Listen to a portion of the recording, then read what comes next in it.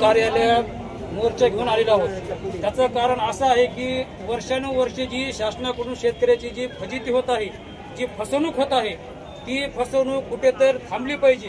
कारण गोरगरीब शेतकरी हा शेतामध्ये राब कष्ट करून मरतच आहे आणि गावातील काही पुढारी हे शासकीय अधिकाऱ्याला घेऊन अहमदपूरमध्येच त्यांचे पंचनामे हॉटेलमध्ये करीत आहेत। तरी ह्या गोष्टीला कुठेतरी आळा बसण्यासाठी, गोरगरीब शेतकऱ्याला कुठेतरी फायदा मिळण्यासाठी ढाळे गावातील हे सर्व गोरगरीब शेतकरी आज अहमदपूर कार्यालयामध्ये मोर्चा घेऊन आलेले आहेत। तरी त्यांची सविस्तर जे पंचनाम्याची जे खोटे पंचनाम्याची जी यादी हे कृषी सहाय्यक तलाठी यांच्या मार्फत झालेली आहे, हे आम्ही तहसीलदार मॅडमला निवेदन दिलेलं आहे। तहसीलदार मॅडमला आम्ही सांगितलेलं आहे की 72 तासामध्ये जर ह्या गोष्टीचा तुम्ही न्याय निवाडा जर नाही केला तर आम्ही 72 तासानंतर आम्ही आमरण उपोषण हे तहसीलदार कार्यालयापुढे आम्ही करणार आहोत।